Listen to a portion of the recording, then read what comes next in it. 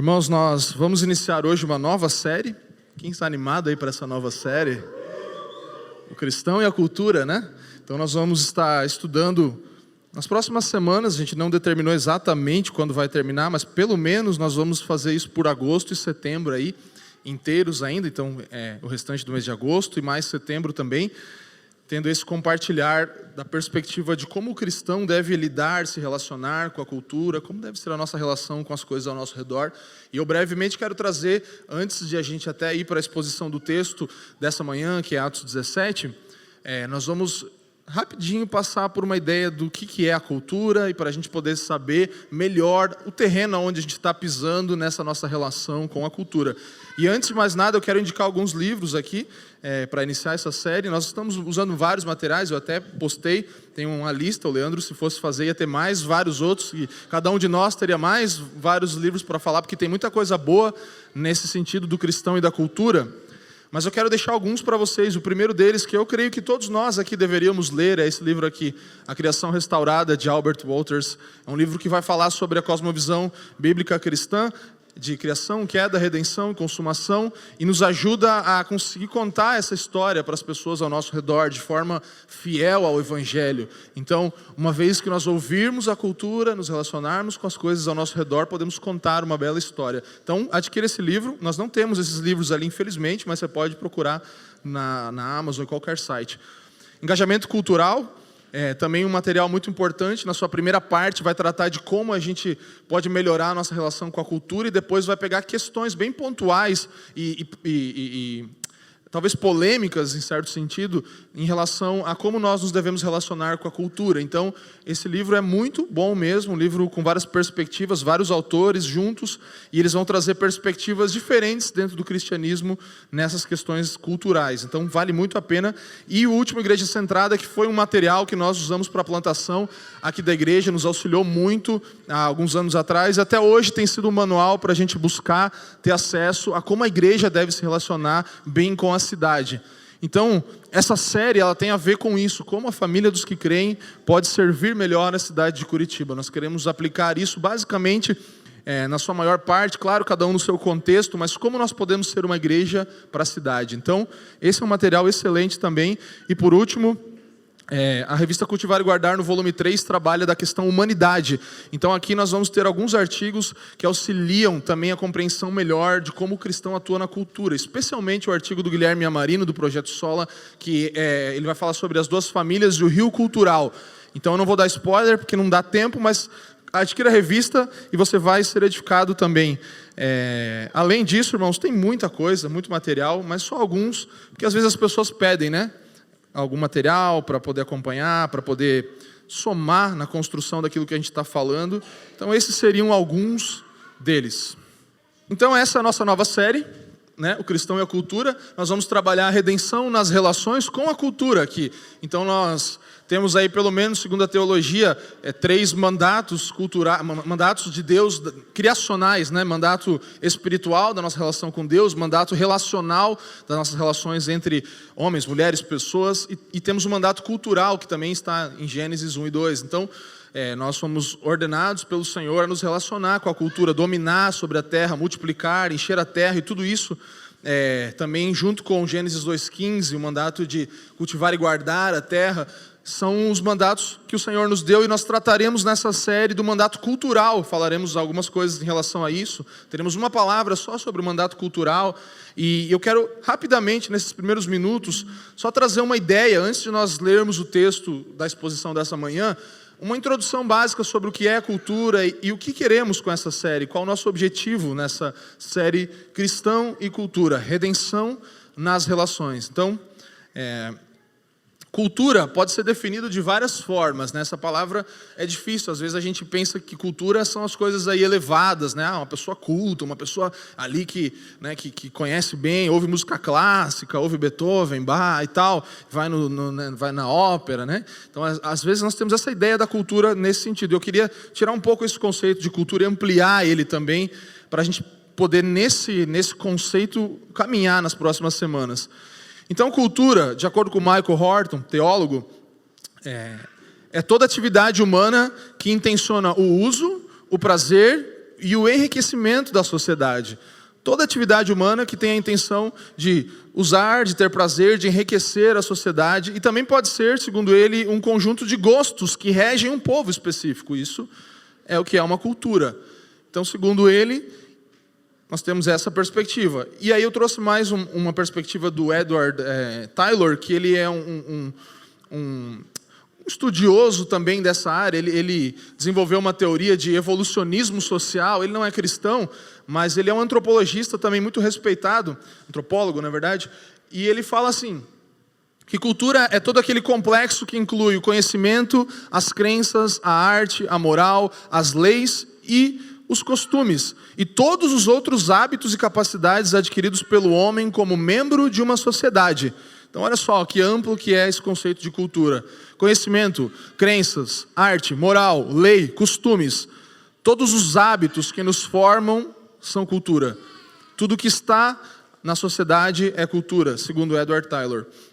Então nós podemos entender a cultura nos exemplos mais práticos, como esportes, política, ensino, música, entretenimento, tecnologia, cinema, o que mais? Agricultura, o próprio meio acadêmico, né? A música também erudita e clássica também é um tipo de cultura, ópera, como eu falei, literatura, ciências, o empreendedorismo também é um tipo de formação de cultura.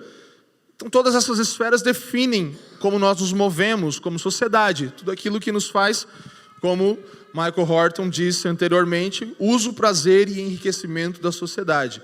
Então, com essa base melhor do que é uma cultura, nós veremos nessa série, e eu nessa manhã tenho esse desafio, que é de abrir algumas portas, algumas janelas que talvez eu não vou conseguir fechar aqui, mas nós vamos tentar entrar nas próximas semanas e aí definir um pouco mais desses conceitos. Então, não espere uma palavra aí que talvez você vai entender tudo, compreender tudo sobre isso, porque é uma série de palavras, né?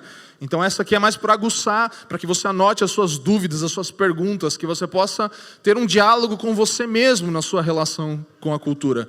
Então, esse é o meu objetivo. E na série nós vamos tratar alguns pontos. Nós vamos falar dessa perspectiva da cosmovisão bíblica cristã, que é ver o mundo todo como um teatro da glória de Deus. Não um culto só ou uma parte separada, mas o mundo inteiro é o teatro da glória de Deus. Calvino define isso. Ele tem essa definição do mundo como um teatro da glória de Deus. Não uma bolha, né? Não um gueto, não uma redoma, né? Que a gente está aí fechado, isolado do mundo como cristãos e não tocamos as coisas externas a isso. Então, muitas vezes nós temos essa perspectiva de subcultura em vez de cultura. Nós criamos uma subcultura cristã que ela trabalha diferente, fora, externamente e isolado do restante da cultura. Então nós queremos trabalhar essa ideia de avaliar se de fato o que há de errado. A criação é errada, as coisas criadas estão erradas, ou é a nossa relação que precisa ser restaurada e redimida com a cultura. Então, perguntas como Cristo e a cultura são coisas antagônicas, são coisas que não conseguem dialogar, nós queremos responder nessa série também. E aí você vai buscar entender como que essa sua relação vai poder se dar melhor. Você deve rejeitar a cultura, você deve influenciar a cultura, transformar a cultura, você deve criar cultura. E nós vamos falar exatamente sobre essa ideia e compreensão de que o mandato cultural, ele vem antes do pecado. Em uma das palavras, nós queremos especificamente tratar essa ideia, e eu já quero trazer isso como um fundamento para você. Entenda que a ordem de nós nos relacionarmos com as coisas criadas vem em Gênesis 1 e 2, ou seja, antes de Gênesis 3, antes da queda. Isso determina que as nossas relações com a cultura, o nosso mandato cultural, não é, ou o trabalho em si, não é uma consequência do pecado. Tem gente que acha que trabalho é coisa do pecado, né? Que por causa do pecado hoje a gente tem que trabalhar. Não, Deus mandou a gente trabalhar antes do pecado, irmãos. Então não tem escapatória, não adianta você repreender o trabalho, em nome de Jesus. Tem que trabalhar e fazer um bom trabalho com as coisas ao nosso redor. Então, a gente vai falar sobre isso. O mandato cultural é pré-queda. É algo estabelecido na criação perfeita de Deus. A nossa relação com as coisas criadas. Amém? Estão comigo aí, gente? Então, desafio qual é? A gente sabe que nós servimos a um Deus que não muda, certo? Nós temos uma palavra do Senhor que não muda também, que ela é eterna. Mas a cultura muda constantemente. Essas coisas que nós citamos, elas a todo tempo estão mudando. E esse é o desafio do cristão, é trabalhar com a temporalidade das coisas e com a eternidade da Escritura. Infelizmente, nós temos abordagens ou escapistas ou conformistas em relação à cultura. Ou a gente quer escapar, ou a gente se conforma. Ou a gente se isola, ou nós somos influenciados e vamos na onda da cultura. Talvez é isso que o Tim Keller quer falar. A gente sempre falava, né, Leandro, do negócio da subadaptar e superadaptar. E é isso, não é? É subadaptar ou superadaptar a cultura não são coisas e posturas corretas, porque nós perdemos o poder de transformar vidas. Então, subadaptar e superadaptar é isso, é escapar ou ser conformista. Nós precisamos abordar melhor essa questão, melhorar as nossas estratégias de abordagem para com a cultura. E Paulo vai nos ensinar um pouco nessa manhã, em Atos 17. E a série toda vai abordar isso. Então, meu desafio, nosso desafio como pastores aqui é levar você a responder as questões culturais de um ponto de vista bíblico, de um olhar a partir das lentes do Evangelho, conseguir dialogar com todas essas coisas que nós citamos aqui, que são cultura também.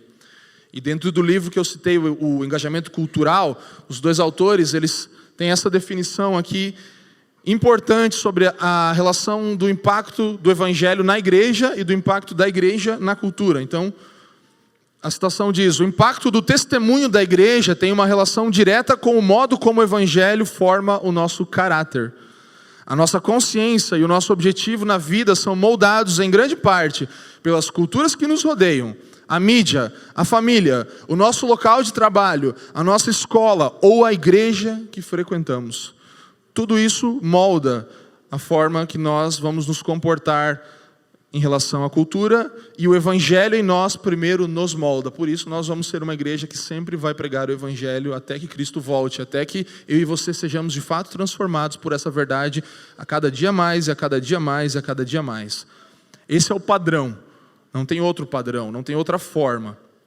Então, essas são as relações que nós queremos ter com a cultura. A gente fez até, o pessoal aí da criação, né, criou essa artezinha aqui que dá uma ideia um pouco melhor do cristão nas suas relações com as demais facetas da cultura, que estão todas interligadas e formando o homem de alguma forma. Nós somos formados por hábitos, nós somos formados por todos esses nossos hábitos que foram resumidos aqui, mas a cada dia a gente pratica coisas, acorda de manhã e tem uma liturgia que nos move, tem uma coisa que nos faz nos mover e nós fazemos de novo e de novo. Antes, quando eu estava vindo aqui de manhã, eu vi um outro pessoal indo para um outro culto aqui, que era lá no Couto Pereira, era o Culto Pereira. O pessoal estava indo lá para o jogo e tal, e aí você vai falar, não, mas você não está falando que deve relacionar com a cultura? Sim, mas ao mesmo tempo nós vemos que essas pessoas, elas estão assim como nós, pegando a nossa Bíblia, encontrar a nossa família de fé, eles estão fazendo isso também. Estão pegando aquilo que eles têm, a sua devoção, e levando a sua torcida organizada, ao seu time, a sua família, aquilo lá que é a sua liturgia, é o seu culto. Eles estão também buscando por religião, por mais que se você falar com eles, eles vão falar, não, nós não somos religiosos, eu não quero saber da igreja. Você me entende? Isso é só um exemplo. Não estou falando contra o futebol, só porque eu não gosto, nada a ver. Não é isso, não confunda. Mas, pode ser qualquer outra coisa. A gente cria essas tribos culturais, e essas tribos culturais, todas elas têm liturgias, e elas estão adorando a um Deus também. Elas estão glorificando a um Deus, estão formando essas pessoas por causa dos seus hábitos. Isso pode ser trabalho, isso pode ser todos os ídolos, tudo que você coloca no lugar de Deus e que você cria aí uma forma de devotar-se a essas coisas. Então, vamos ler Atos 17. Essa é a minha breve introdução. Eu consegui fazer ela em 10 minutos, mais ou menos. Só para você ter uma ideia de onde a gente vai buscar caminhar nessas próximas semanas. E nós escrevemos um texto que foi postado nas redes sociais. Se você não leu, leia ele, que ele também é um bom resumo e uma boa introdução para essa série. Abra sua Bíblia em Atos 17. Nosso tema nessa manhã é a exegese cultural. E Atos 17 é o texto que nós nos inspiramos. Eu tenho lido esse texto já há algum tempo e tenho meditado nele. E tenho buscado aperfeiçoar a minha compreensão, e nós juntos também disso. Mas é um texto muito pertinente para iniciarmos essa série, para podermos ter uma base de como nos relacionar com a cultura de forma inicial. Então, mais uma vez, não espere tantas respostas nessa manhã, espere mais perguntas. Amém? E eu espero que você tenha perguntas para fazer, eu espero que você anote perguntas, porque isso é muito importante, é que nós possamos realmente gerar questionamentos dentro do nosso coração, na nossa mente, no nosso intelecto, mas também no nosso proceder a cada dia. Então que você saia cheio de perguntas aqui nessa manhã. Vamos ler Atos 17, eu vou ler da NAA, Nova Almeida Atualizada, Atos 17 a partir do versículo 16. Acompanhe comigo. Enquanto Paulo os esperava em Atenas, o seu espírito se revoltava em face da idolatria dominante na cidade. Por isso falava na sinagoga com os judeus e os gentios piedosos, também na praça, todos os dias, com os que se encontravam ali. E alguns filósofos epicureus e estoicos discutiam com ele, havendo quem perguntasse: que quer dizer esse tagarela? Outros diziam: parece pregador de deuses estranhos. Diziam isso porque Paulo pregava Jesus e a ressurreição. Então, tomando-o consigo, levaram-no ao Areópago, dizendo: podemos saber que nova doutrina é essa que você ensina? Pois você nos traz aos ouvidos coisas estranhas e queremos saber o que vem a ser isso. Acontece que todos os de Atenas e os estrangeiros residentes não se ocupavam com outra coisa senão dizer ou ouvir as últimas novidades.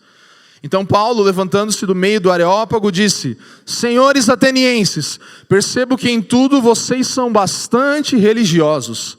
Porque andando pela cidade, observando os objetos de culto que vocês têm, encontrei também um altar no qual aparece a seguinte inscrição: ao Deus desconhecido. Pois esse que vocês adoram sem conhecer é precisamente aquele que eu lhes anuncio. 24.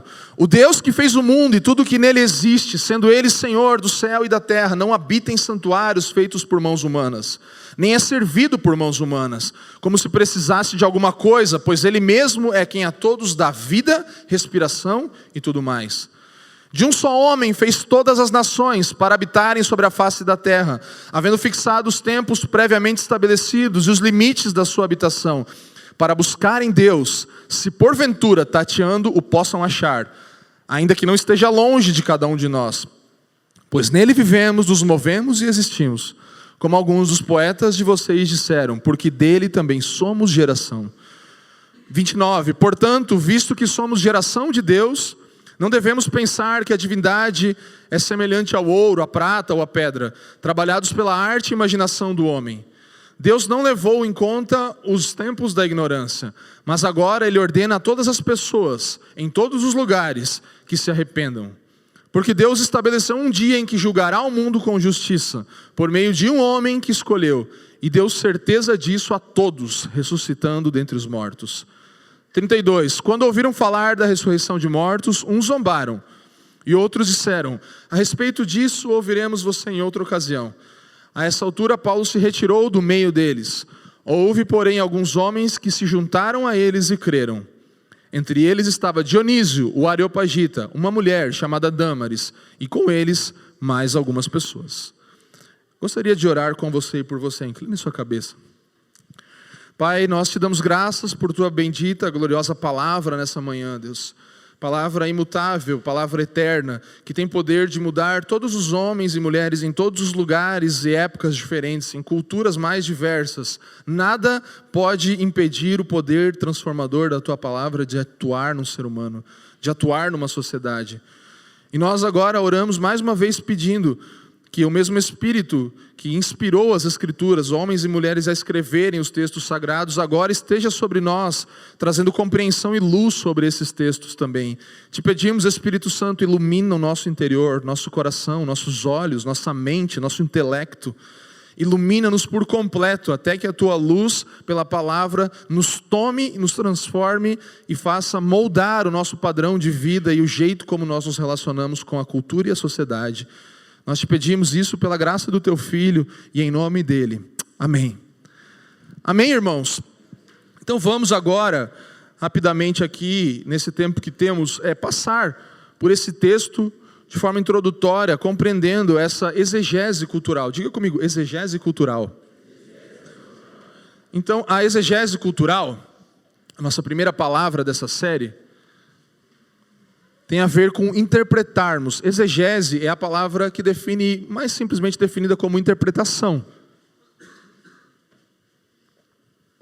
Quando falamos de um texto bíblico, por exemplo, uma exegese bíblica, a ideia do exegeta, do pregador, daquele que vai estudar, do estudioso da Escritura, é de buscar ali os sentidos originais daquele texto. O que aquele texto quis dizer para os seus primeiros ouvintes, para o seu primeiro público. Então, aí, a partir desse lugar, sem perder essa essência, poder agora contextualizar isso, fazer isso de forma correta em relação também à sociedade, ao seu tempo atual. E isso é uma exegese cultural. Então, para nós melhorarmos a nossa relação com a cultura, nós precisamos primeiro olhar para ela, precisamos ouvir, precisamos abordar, precisamos estudar a cultura. E aí depois, então, responder a todas essas coisas ao nosso redor, conforme Paulo faz aqui. Ele tem clareza em relação àquilo que os ouvintes deles acreditam, os ouvintes dele estão crendo, estão se movendo. Aquilo que move a vida dos ouvintes de Paulo é certo para ele sabe. Ele tem consciência, ele conhece bem Atenas, conhece bem os atenienses, conhece bem os epicureus, conhece bem os estoicos, e todo esse povo faz parte do conhecimento de Paulo aqui. Então, quando nós tratamos de cultura, a gente tende a ter abordagens diferentes, assim, né?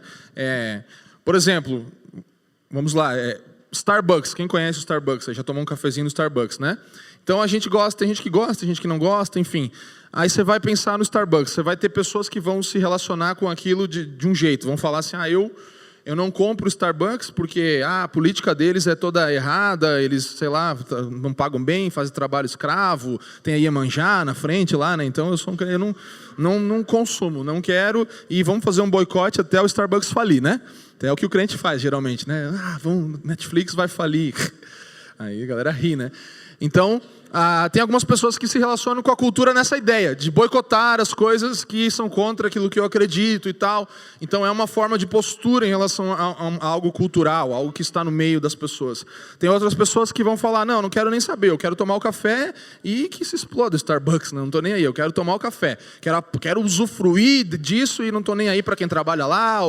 E aí vai ter outras pessoas que vão falar, não, o café é bom, né? Também é questionável, né, isso, se o café é bom ou não, do Starbucks, mas tem gente que fala que é bom. E aí, não, eu quero usufruir, porque o café, o grão, Deus criou, é uma criação de Deus, glorifica Ele, eu vou usar isso para a glória de Deus. Então, beleza, então você vai consumir. E vai ter outras pessoas que vão falar, não, então vamos fazer o seguinte, esquece o Starbucks, vamos juntar, tem um irmão lá que é barista, o outro faz isso, o outro juntar os crentes, vamos fazer um Starbucks gospel, vamos trocar a carinha da Iemanjá e botar Jesus com uma coroazinha lá, e aí vai ser o nosso Starbucks, que aí não vai ter pecado, não vai ter nada, né? Todo mundo vai fazer certinho, os crentes querendo criar uma bolha do café, né? Starbucks ali, que, né, bebida, café não dá para dizer, mas as bebidas do Starbucks. Então, você percebe diferentes abordagens? A gente não vai aqui falar sobre o que é certo ou errado. Você vai ter coisas boas de todos os lados. Você vai ter algumas coisas erradas em todos os lados também, todas as formas de se relacionar com isso. Mas a verdade é que Paulo aqui ele nos ensina um outro modelo, uma outra forma de lidar com a exegese cultural, de comunicar, de ouvir a cultura e responder com clareza. Então, ele está proclamando o evangelho aqui para os atenienses. Ele está abordando os pensadores da época, daquele tempo. Ele está desafiando esses filósofos com a mensagem cristã. Ele está trazendo a mensagem cristã para eles. E ele faz isso citando os autores e os contextos daquele povo, que eram comuns a ele, familiares ao seu público. As frases que Paulo cita, como nele nos movemos, vivemos e existimos, assim como dele somos geração, são frases de filósofos do tempo, daquele tempo, gregos, pagãos, inclusive. Então Paulo ele sabe de cor esses textos e ele usa eles. Mas é interessante que um pouco antes, versículo 17, fala que Paulo também estava pregando na sinagoga, além das praças e do Areópago depois. Então Paulo ele quer mostrar para a gente que o evangelho é para essas pessoas, mas ele é em primeiro lugar também para formar os evangélicos. Então aqueles que eram os cristãos que estavam reunidos na sinagoga, judeus e gentios, o texto fala, então já está falando de um novo povo, somos nós hoje. Por isso então o evangelho é para mim e para você, amém? Quem ainda precisa do evangelho? Eu ainda preciso do evangelho. Ele precisa me moldar, senão eu não vou conseguir ouvir a cultura. Não adianta eu ouvir a cultura e não estar cheio da verdade do evangelho em mim. Então, evangelho para evangélicos. Paulo está falando isso. Sai lá daquele lugar e vai para as praças e para o Areópago. E eu quero trazer 3 pontos para você. Preste atenção. Para ficar clara a estrutura dessa mensagem, eu vou dividir isso em 3 partes. Então, em primeiro lugar, a exegese cultural começa com ouvir. Então, o primeiro passo na exegese cultural é ouça. Ouça. Diga, ouça. Então, seja um bom ouvinte, seja um bom estudante da cultura. Esse é o primeiro passo na exegese. Ouvir, estudar, conhecer a cultura. Paulo, ele sabia que cidade era Atenas. Ele tinha um contexto de Atenas. Atenas era um grande centro, era uma capital intelectual, uma capital cultural de todo o mundo. Representava a cultura para o mundo inteiro. Beleza artística, arquitetura magnífica. Até hoje nós temos a referência da arquitetura greco-romana, né? Era um centro, e ainda é, de artes, de literatura, de filosofia, de conhecimento, de habilidade oratória. No Areópago mesmo isso acontecia. Então havia ali um estádio, havia um teatro, havia ali o Pártenon, aquele lugar grandioso, o templo dos deuses gregos, o Pártenon, uma obra magnífica. Mas a primeira coisa que Paulo olha dentro desse contexto, que ele também sabia que era parte da cultura de Atenas, era que a cidade estava submersa em idolatria, Paulo fala, no primeiro momento já.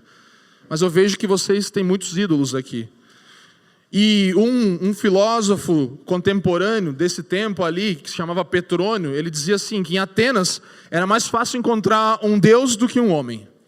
Essa era a definição de Petrônio de Atenas. É mais fácil você achar um deus aqui do que um homem. A população de deuses de Atenas era maior do que a população humana lá.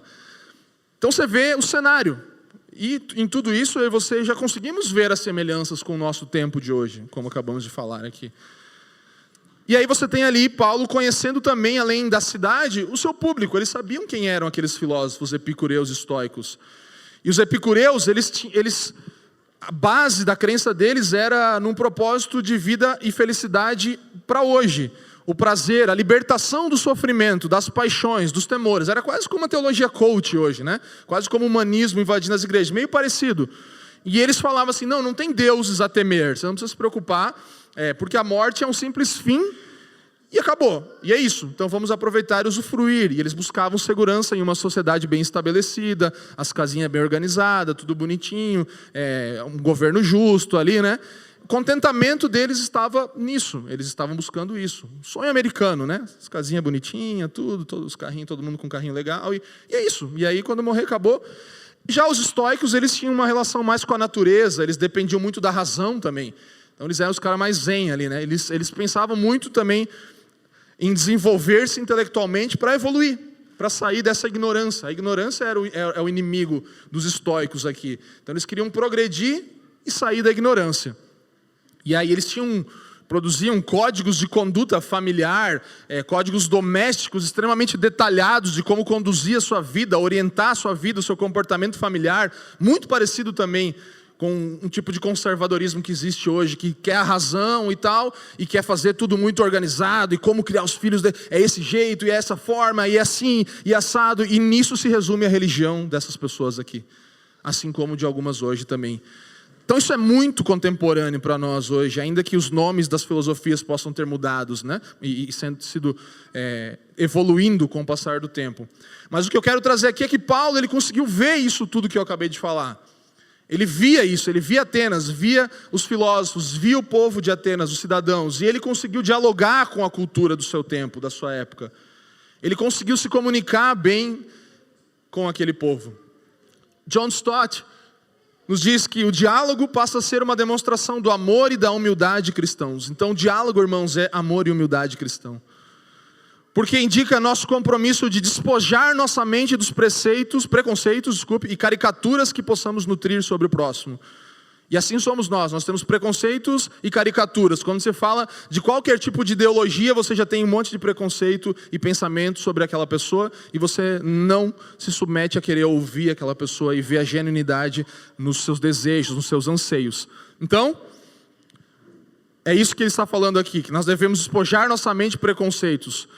caricaturas que possamos nutrir sobre o próximo, de buscar ver o mundo com os seus olhos, olhar do ângulo daquelas pessoas e ouvir com os seus ouvidos, de modo que possamos compreender o motivo que o impede de ouvir o Evangelho e de ver Cristo, de nos compadecermos dele, sentindo de forma profunda todas as suas dúvidas e medos.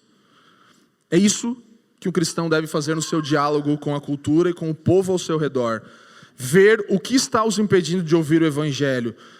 Ter compaixão.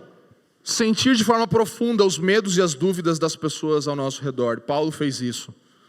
Irmãos, há um mundo inteiro de pensamentos ao nosso redor hoje. Há um mundo inteiro de compreensões sobre como fazer todas as coisas. As pessoas, elas são profundamente influenciadas pelos pensamentos desse século. Dos filósofos debatidos na sociedade, na mídia, nas escolas, no mercado de trabalho. E mesmo sem, talvez você falar, eu nunca estudei filosofia, nem nunca estudei economia, mas você é diretamente influenciado pelo pensamento desse século, pelo espírito desse tempo, pelo Zeitgeist. Você é diretamente influenciado, mesmo que você ache que não. O jeito que você gasta o seu dinheiro, se ele não for padronizado de acordo com a Escritura, é um jeito que é influenciado por esse tempo, pelo espírito dessa época. O jeito que você tem pensamentos no seu trabalho, na sua escola, o seu compromisso com as coisas é determinado pelo espírito dessa época, se você ainda não tem tanto do Evangelho em você. Por isso que a gente vai precisar pregar o Evangelho para sempre, porque a gente precisa ser mudado. Então você fala, mas eu não estudei, não sei quem que é esses caras, e não, você se move de acordo com os seus pensamentos que estão aí disseminados em toda a nossa sociedade hoje. Tenha consciência disso, pelo menos.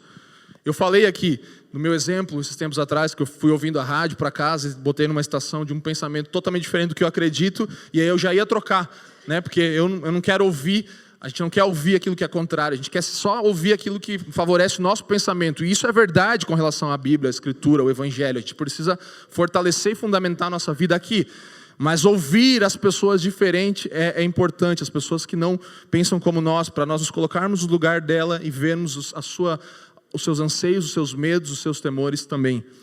E aí esse exercício para mim foi importante, por mais que difícil. E às vezes a gente precisa fazer exercícios assim para sair da nossa bolha, para sair do nosso ambiente só e conseguir então, agora, depois de ouvir, abordar. Então nosso segundo passo, numa exegese cristã, é abordar, aborde. Então fale comigo, aborde.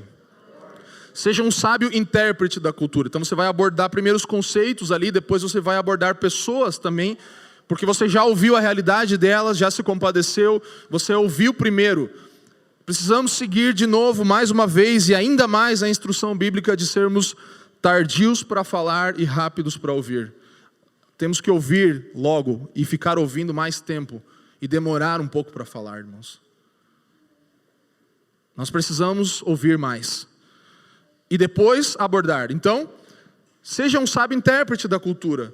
Paulo, ele começou a olhar ali e agora abordar o que estava acontecendo e abordar as pessoas também. No 22 ele fala, eu vejo que vocês são acentuadamente religiosos, vocês são bem religiosinhos, ele fala assim para o povo, né?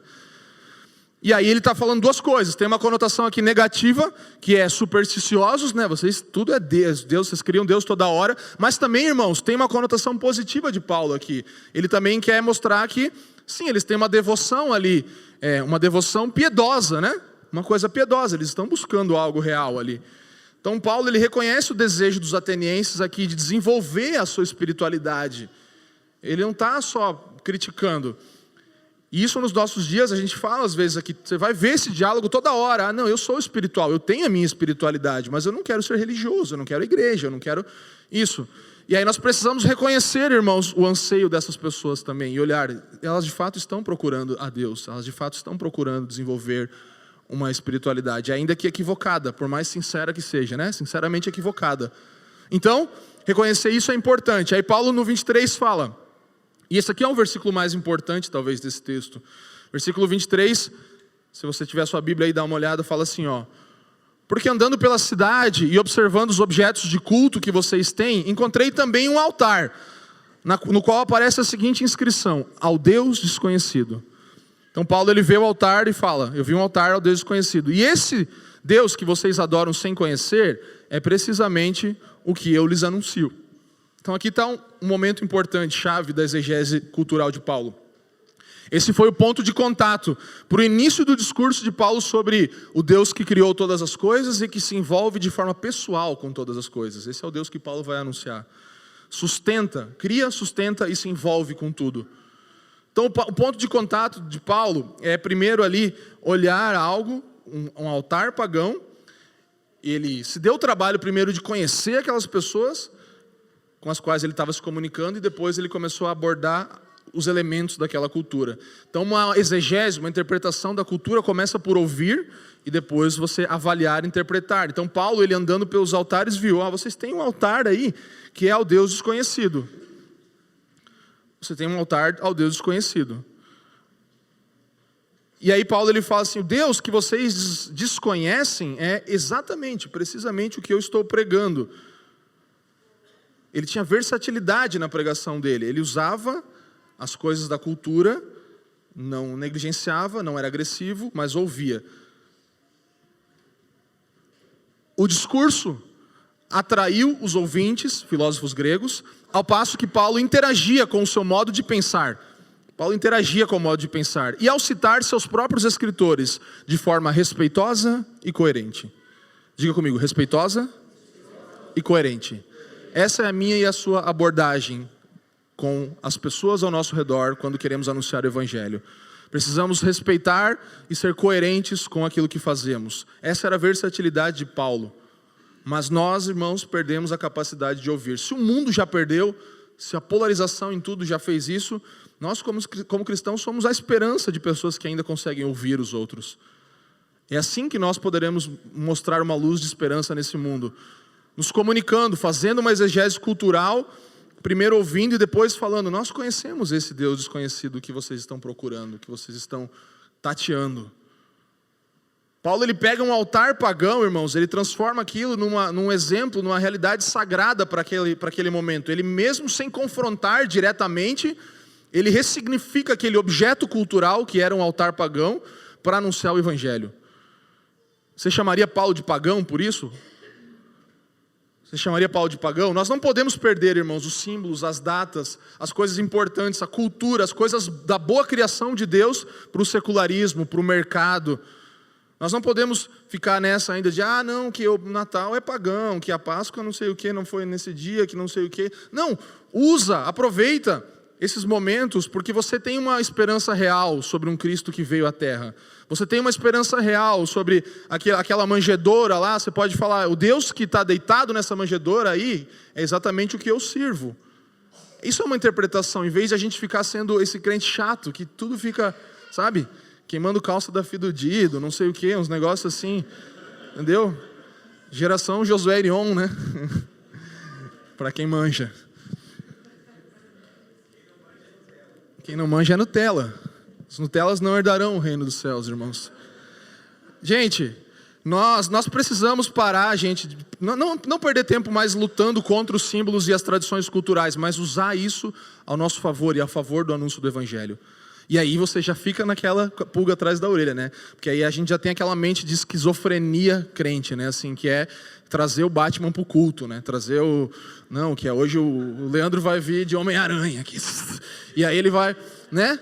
Cara, não é isso, gente, por favor, nós não precisamos trazer elementos para dentro do culto tentando sacralizar, espiritualizar, colocar o selo gospel naquilo. Vamos fazer festa junina gospel, que é cultura na igreja, né? Vamos trazer o touro mecânico aqui para dentro e fazer um culto do não sei... Irmãos, não. Por que não tem alguns elementos da arte? A gente valoriza a arte aqui, a gente valoriza muito, muito mais que muitas igrejas, não para nossa glória, mas porque a gente está aprendendo a fazer isso. Mas você não vai ver alguém pintando um quadro ou dançando aqui na frente, porque nós temos o entendimento de que essas artes, elas têm o seu papel, e nós não queremos colocar um selo gospel delas, e agora elas têm valor aqui dentro para a igreja, agora os crentes vão valorizar isso. Também não estou falando que necessariamente há um grande problema numa apresentação de um teatro na igreja, não, mas a gente quer impulsionar os nossos atores a fazerem o papel deles na sociedade também. A eles usarem a cultura para a glória de Deus, sem precisar fazer essa esquizofrenia de cantar ao seu Valença no culto, entendeu? Cara, umas paradas que não fazem sentido nenhum, de tentar trazer, vai tocar Coldplay no culto. Não, Coldplay é para a lista do Spotify, é para a tua playlist lá, e aqui a gente está focado em cantar cantos congregacionais que exaltam o nome do Senhor. Não é difícil de pensar. O dualismo do cristão é duas coisas. Ou ele quer, não, que eu não ouço música do mundo, eu não como comida do mundo, eu não, né, não sei onde você vive, mas você não faz nada do mundo. Então, beleza, esse é um tipo de dualismo. O outro é achar que agora vamos fazer aqui dentro da igreja uma balada gospel, as paradas que vai rolar aqui, que é porque precisa a cultura e a igreja. Então, nossa oração, irmãos, é que nós possamos compreender uma relação saudável com a cultura aqui, porque não são nenhuma dessas duas que eu falei. Amém? Então, não é esquizofrênico. Nós precisamos deixar as coisas que têm o seu valor cultural para fora desse ambiente, para termos uma boa relação com a arte e a cultura. Nós somos parte, a igreja é parte da formação da cultura, assim como as outras coisas que nós citamos aqui também. Então nós precisamos dar atenção. Eu sou uma pessoa que gosta de dar atenção muito para crianças, né? Às vezes vai os irmãos com a família lá em casa, e aí eu brinco com as crianças, ou vou na casa de alguém, e eu dou atenção, e aí quando você dá atenção para a criança, ela percebe, né? E aí ela fica no seu pé, né? Ela não larga. Aí os irmãos ficam assim, então filho, agora o tio quer conversar com o papai e a mamãe também, né? Mas isso é um exemplo, irmãos. A criança, ela mostra isso, e pode ter certeza que tem muitas crianças aí fora, que já são adultos ou idosos, que elas só querem que você as ouça. E elas vão te dar a sua atenção também. E você vai poder falar para elas na hora certa, mas você precisa parar um pouquinho de falar. Você precisa ouvir. Você precisa parar e sentar e saber a história de alguma pessoa, conhecer aquela pessoa. E aí você vai conseguir ganhar o coração dela. Então, faça isso, ouça em primeiro lugar. Depois aborde, sim, traga os seus pontos na cultura e na vida pessoal. E em terceiro lugar, nosso terceiro passo, responda. Então diga comigo, responda. Vamos lá, mais forte. Seja um anunciante convicto do Evangelho. Então você ouve, você aborda, você responde. Paulo, ele vai agora aqui, no versículo 24 em diante, anunciando o Evangelho. Então ele fala sobre o Deus que criou o mundo, e isso já era demais para aqueles caras. Então os epicureus, eles criam um Deus distante, que não se envolvia com o mundo e com as coisas, com os homens. Então eles eram como os deístas hoje, de alguma forma. Então, para eles aquilo era já estranho, já era algo que não fechava com o discurso deles. Os estoicos, eles viam o divino como uma razão só que permeia o mundo. Deus está nas coisas, né? Deus está no contrabaixo, Deus está ali ao redor de alguma forma, né? E aí Paulo anuncia um Deus que é distinto do universo, que criou todas as coisas, mas não está necessariamente dentro delas, mas é Senhor sobre todas as coisas criadas. Esse é o Deus que ele está anunciando. Mas ele também se envolve profundamente com as suas criaturas. Paulo fala, o Deus que nos deu vida, respiração e tudo mais, versículo 25 diz. Então, Deus que Paulo está anunciando não é um Deus distante nem separado da criação, mas não está cativo, não está preso também à sua criação, não está preso às coisas criadas. Ele é Senhor sobre elas, sobre todas elas. Por isso nós não podemos montar uma escala de prioridades, como às vezes alguns de nós já fizemos. Em primeiro lugar para mim é Deus, depois é família, daí depois é trabalho. Não, em primeiro lugar é Deus na família, é Deus no trabalho, é Deus na educação dos filhos, é Deus na diversão, é Deus na cultura. Deus está em primeiro lugar em todas as esferas da sociedade.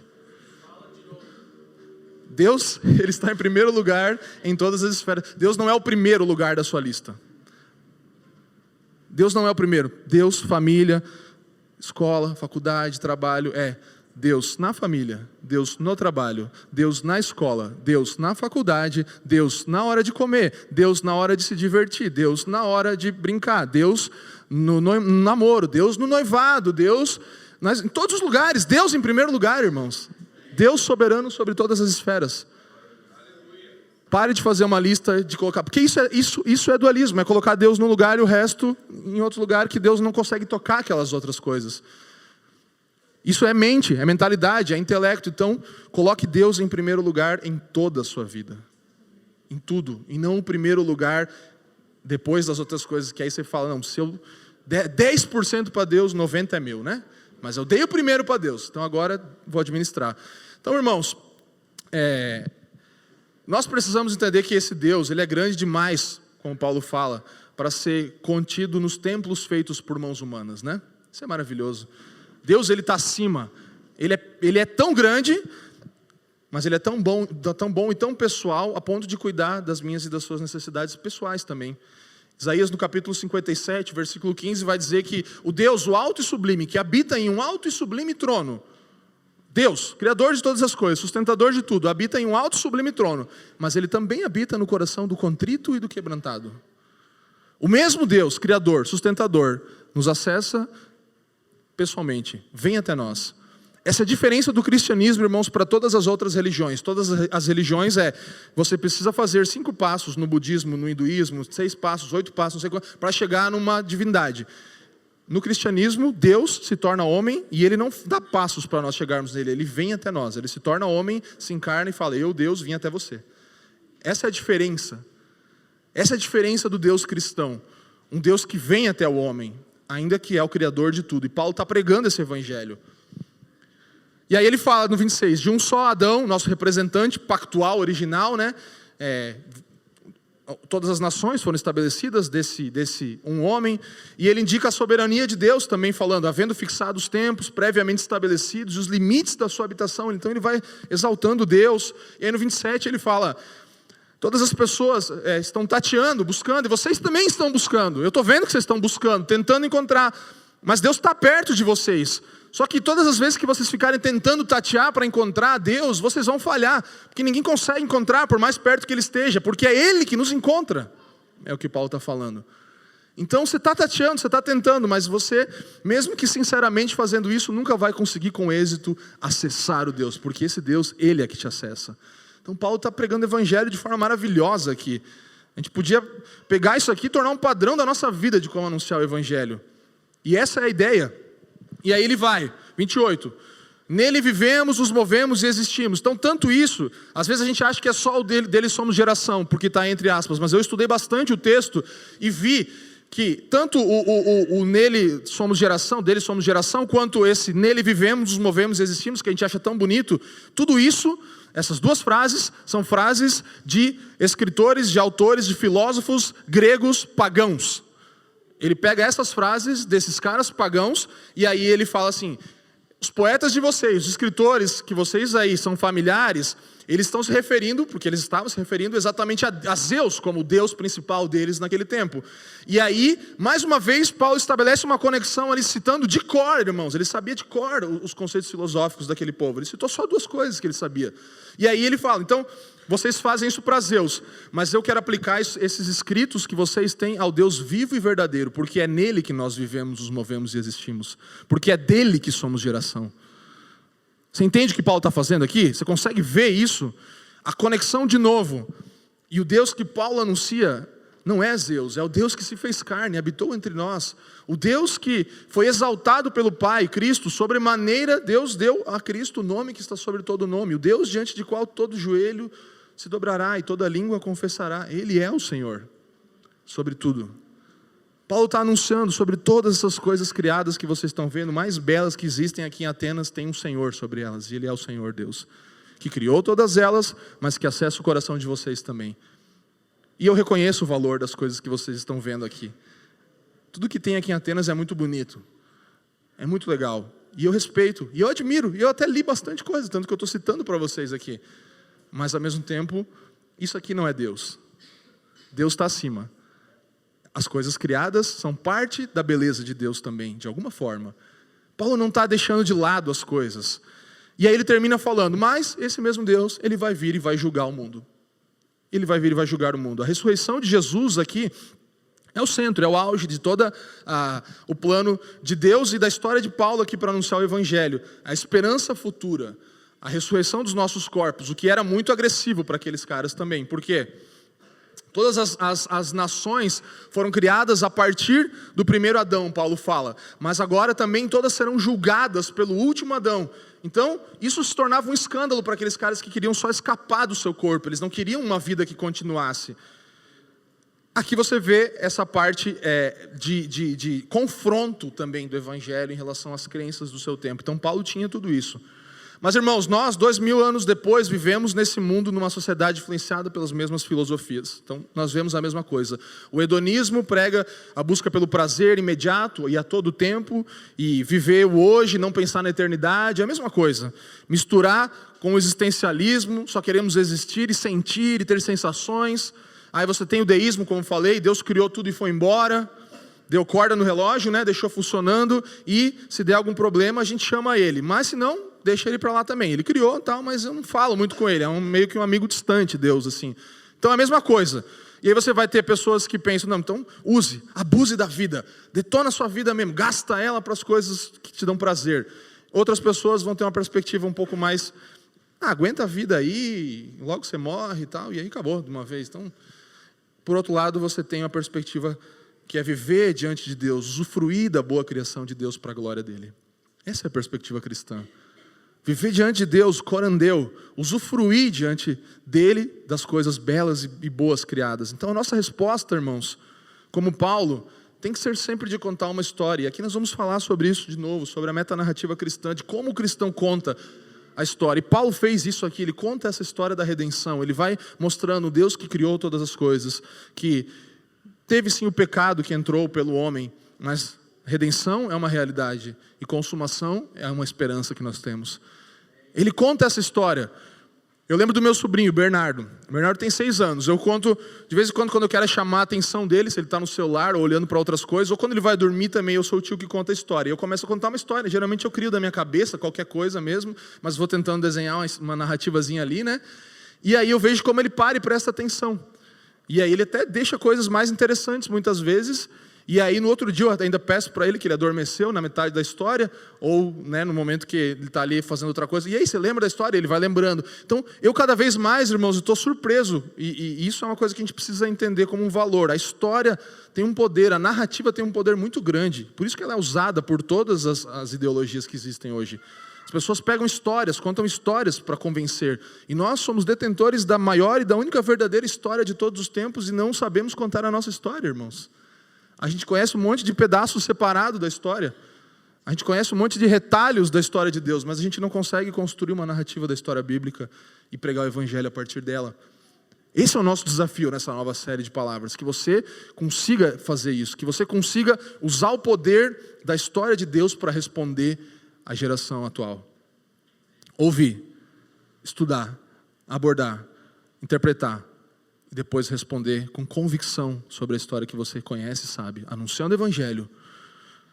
E as reações no versículo 32 são: uns zombaram, o texto diz, outros deixaram para depois. Depois a gente conversa disso. Sobre esse assunto trataremos em outro momento, eles falam para Paulo. Mas alguns creram. Uns zombaram, outros deixaram para depois, porque atarefados com as coisas da vida, mas alguns creram. Dentre eles, o texto destaca Dionísio, Dâmaris e mais algumas pessoas. Então, homens, mulheres, de classes, de níveis diferentes, de pessoas em contextos. Ele era um membro do Areópago, o Dionísio, e a Dâmaris era uma mulher comum. Então você vê ali o evangelho alcançando novas pessoas a partir de uma abordagem maravilhosa de Paulo, de uma exegese cultural. Que sim, alguns vão zombar. Sim, outros vão deixar para depois, mas alguns vão crer. E nós estamos procurando pelos que creem. Anunciando a todos, procurando pelos que creem. O crente tem um dever de anunciar o evangelho a todas as criaturas. Quem crer ou não crer, quem zombar, quem deixar para depois ou não, não é nossa preocupação. Nós vamos pregar o evangelho até que creiam. Amém? Então não pense que porque você está numa igreja que tem uma soteriologia que crê sim na eleição, que nós não devemos pregar o evangelho a toda criatura. Nós devemos pregar o evangelho a todas as criaturas, em todos os lugares, em todos os tempos. É isso que Paulo nos ensina aqui. Uns vão zombar, outros vão deixar para depois e alguns vão seguir. E aí, Michael Horton, num apanhado geral, nos ensina isso aqui sobre Atos 17. Quando Paulo caminhou pelo Areópago para apresentar as reivindicações do cristianismo em Atos 17, ele não o fez com um conjunto de argumentos reducionistas ou referências do seu testemunho pessoal, daquilo que Deus fez por ele. Ele não estava falando dele. Nem ignorou o contexto. Citando de memória a poesia e prosa dos filósofos gregos seculares, Paulo edificou pontes de compreensão. Diga, pontes de compreensão. É isso que Paulo fez. Ele não contou a história dele. Hoje, irmão, eu vou contar meu testemunho aqui. Deus me salvou, estava andando lá para Damasco, aí veio uma luz, brilhou, caí no chão, foi forte. Não, ele não fez isso. Ele não contou a história dele. Ele contou, ele foi de fato, contextualizou tudo. E aí a continuação da citação diz: ele o fez por quê? Não por confundir coisas terrenas. Paulo não estava confuso, esquizofrênico. A própria filosofia grega, que eram as coisas terrenas, ele não confundiu com as celestes, que era a verdade última sobre Deus e a salvação. Mas construindo, olha que maravilhoso, preste atenção, construindo uma escada da terra para o céu, utilizando a revelação natural que seus ouvintes possuíam, e então retirando a escada uma vez que chegou a discussão das questões reservadas para a revelação específica, as Escrituras. Você entendeu? Ele pegou uma escada, que era a revelação natural, e falou, nós vamos subir por aqui, que eu sei que aqui vocês sobem. Sobe comigo. Aí quando a galera chegou no lugar onde que não era mais revelação natural, agora ele ia lançar uma revelação específica, ele tira a escada. Ele fala, agora fica em cima, agora nós vamos conversar um lugar mais alto aqui. Que maravilhoso isso. E aí, Michael Horton conclui falando, a revelação natural, nesse caso, a verdade existente dentro da filosofia grega, foi útil até onde chegava. Mas para continuar a discussão e proclamar a verdade sobre Deus e a condição humana, o juízo e salvação, o apóstolo teve que depender da revelação especial. O relato da obra e morte e ressurreição de Cristo, bem como seu direito de julgar. Paulo entendeu e explorou a verdade da visão secular do mundo, mas julgou os erros a partir das Escrituras. Paulo entendeu e explorou a verdade da visão secular do mundo, mas julgou os erros a partir das Escrituras. Essa escada está à nossa disposição, irmãos. A gente pode ficar condenando ela e falando que ela não serve para nada, ou a gente pode usar ela. Isso é a cultura, isso é contextualização. Então, concluindo, ouça, irmão, escute. Há constantes mudanças tecnológicas, culturais, nós precisamos, no meio dessas constantes mudanças, parar e ouvir as pessoas. Precisamos voltar a ouvir os outros, irmão. Ter compaixão. Que Deus te dê compaixão. Nós precisamos descobrir, irmãos, no que as pessoas creem. Você sabe quais são as crenças das pessoas que você vê todos os dias? No que elas acreditam? Como elas enxergam o mundo? Jesus fazia isso. Ele fez isso, por exemplo, com a mulher samaritana. Ele foi no contexto daquela mulher. Ela estava pegando água. Jesus começa a pegar aquele contexto. E ele sabia toda a história daquela mulher. Contextualiza toda a história dela com a realidade do Evangelho e anuncia o Evangelho. Jesus parava pelas pessoas. Ele parava pela realidade das pessoas. Ele conhecia as realidades e parava por elas. Ele sabia que Natanael estava debaixo da figueira. Ele sabia todos os conflitos que aquele cara tinha. E em todos os lugares, num barco pescando, Jesus ele sabia. Ele ouvia as pessoas, ele sabia dos seus conflitos. Ele ouvia as necessidades de cada um. E se nós fizermos isso, nós vamos refletir mais sobre o que é a boa nova do Evangelho e como nós vamos anunciar. Porque se você ouvir as coisas ao seu redor, você vai ver, nossa, graças a Deus que eu fui alcançado pelo Evangelho. Você vai valorizar mais o Evangelho. E aí você vai ver o valor que tem anunciar o Evangelho. Mas nos falta compaixão para compreender a dor do outro, os conflitos que os outros têm, e assim chegar no coração das pessoas. Em vez de partir para a acusação, a gente precisa chegar no coração. Em vez de confronto meramente intelectual, a gente precisa ver que tem desejos genuínos, verdades ali, que aquelas pessoas estão procurando e buscando. Então, o cristão, irmãos, precisa, nessa sua tarefa de ouvir a cultura, ter duplos ouvidos, ouvir a cultura e ouvir a palavra. O cristão é uma pessoa que ouve duplamente, ouvir em dobro, ouve cultura e ouve palavra. Não só está numa realidade ou só está na outra. Depois de ouvir, aborde, interprete, faça a exegese, a interpretação. E para isso é preciso sair do gueto, é preciso conhecer, é preciso sair. Eu e a Jaque, a gente está parando de fotografar casamentos, a gente não vai mais fazer isso provavelmente, e aí a gente está pensando em como a gente vai acessar os não cristãos, porque a gente não pode ser só pastor aqui que fica vendo crente toda hora. A gente precisa acessar as pessoas ao nosso redor que não são cristãs. Você precisa fazer isso. Não abra um Starbucks crente, irmão. Não faz isso. Saia do gueto, da cultura, subcultura gospel evangélica, e entre na cultura. Conheça Curitiba. Se você mora em Colombo, ou se você mora no Batel, ou se você mora em Santa Catarina, ou se você mora no meio dos índios, ou se você mora onde quer que for, você tem uma cultura diferente, você precisa conhecer as pessoas lá. Nós precisamos disso. Nós não podemos fazer como uma família que nós conhecemos há alguns anos atrás, que isolava a sua filha de ver filmes e de saber das coisas ao seu redor, só passava filme dos anos 40 e 50 e tal, e aí selecionava aquele conteúdo, e aquela menina cresce, se torna uma adolescente, ela não tem linguagem para se comunicar com as pessoas, ela é de fato um extraterrestre, ela não conhece nada do mundo, né? Ela é um ET. Então, não tem linguagem, e a gente quer privar, às vezes, as pessoas e os nossos filhos também. A gente precisa, na verdade, é porque dá mais trabalho. É melhor você falar, não assiste isso, em vez de sentar junto e assistir, né? Como estava falando com o Fernando esses dias. Não, eu sento junto e assisto com meu filho. E aí, já de cara, já mostro, então, aí, vamos sentar, vou dar uma pausinha aí. Deixa eu te falar um negócio aqui. Esse é o trabalho de um pregador do evangelho para os seus filhos, de um pai, dos pais que estão aqui sendo felicitados nessa manhã. É sentar com seus filhos e não esconder deles a cultura, mas sentar com eles e mostrar Cristo e a cultura. Esse é o nosso trabalho. Então, nós precisamos estudar a cultura, ouvir o que ela tem para dizer. E se nós cremos, irmãos, que a palavra é imutável, nós precisamos responder à cultura através do evangelho. Essa é a nossa resposta. Então responda, em terceiro lugar, anuncie. Paulo estava pregando o evangelho, o Cristo, mas ele conseguia fazer conexões com a filosofia, com a cultura local, mas ele não pregou filosofia. O púlpito não é lugar de filosofia e as suas conversas não são lugares de pregar filosofias, são lugares de pregar o evangelho. Conhecer filosofias, conhecer cultura, pregar o evangelho. Não pregue outras coisas que não a palavra de Deus. E pregue de forma que os ouvintes possam entender. Use histórias, use a narrativa cristã. Nossa tarefa cultural, irmãos, de forma resumida, eu gostaria que você lesse comigo esse parágrafo que eu tentei resumir tudo que eu falei aqui em um parágrafo. Uma tarefa difícil, mas leia comigo para interiorizar isso bem. Vamos lá.